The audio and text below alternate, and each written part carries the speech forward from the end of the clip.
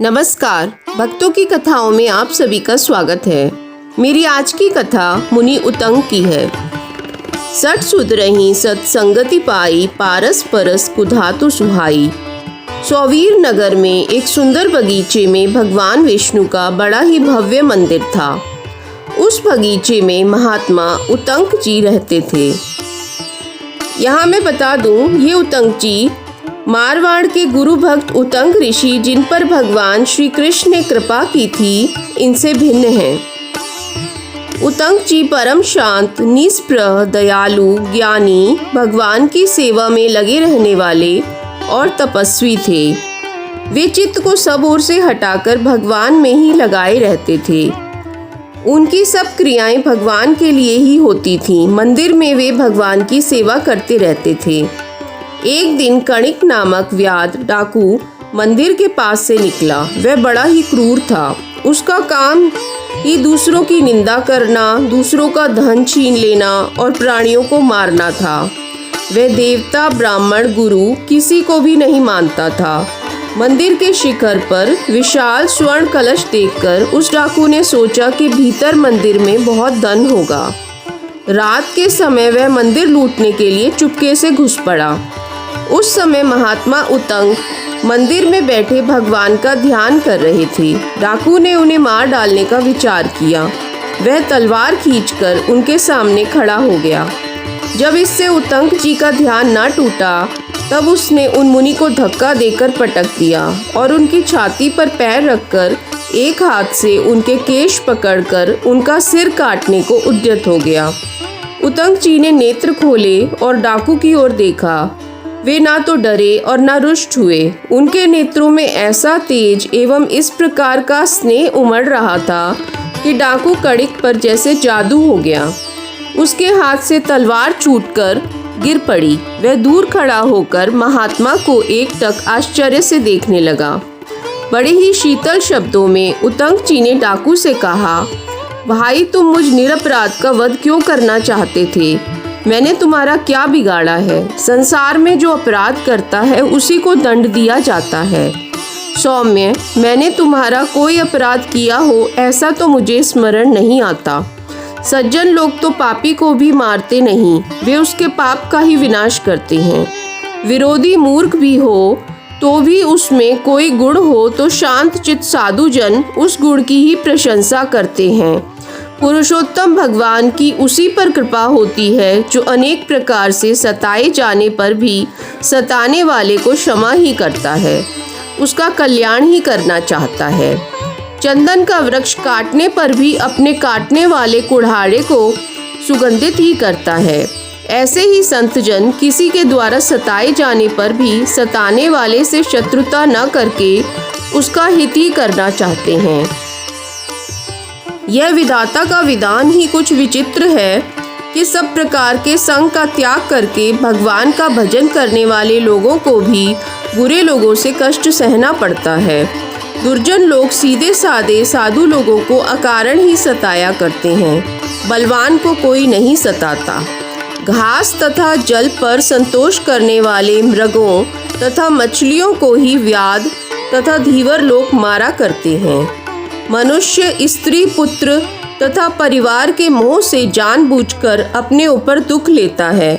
यह माया की महिमा है। जो दूसरे का धन लूटकर अपने परिवार का पालन करता है, उसे भी सबको छोड़कर एक दिन जाना पड़ेगा। मेरे माता पिता, मेरे स्त्री पुत्र, मेरे मित्र परिवार, इस प्रकार की ममता ही जीवों को सदा क्लेश देती है। मरने के बाद तो मनुष्य के साथ उसके पाप और पुण्य ही जाते हैं। पाप से धन एकत्र करके जो परिवार का पालन करते हैं, मरने पर उन्हें पाप का फल अकेले ही भोगना पड़ता है। उस समय परिवार के लोग उनकी थोड़ी भी सहायता नहीं करते। विषयासक्त मनुष्य यह जानकर भी कि प्रारब्ध में जो है वही होगा, उसे मिटाया नहीं जा सकता, मोहवश धन कमाकर सुखी होने की आशा करता है और इसी आशा से वह नाना प्रकार के पाप करता है। भाई, तुम क्या कर रहे हो? यह तुमने कभी सोचा है? इस पाप का कितना भयंकर फल होगा, इस पर तुमने कभी विचार किया है? यह मनुष्य जीवन पाप बटोरने में लगाया जाए, यह तो बड़ा ही अनर्थ है। यह जीवन तो भगवान को पाने के लिए ही जीव को मिलता है।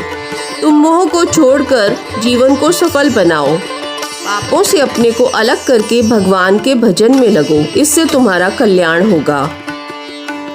सत्संग की महिमा अपार है। व्याध पर महात्मा उतंग की वाणी का प्रभाव इतना अधिक पड़ा कि उसका हृदय पूर्णतः बदल गया।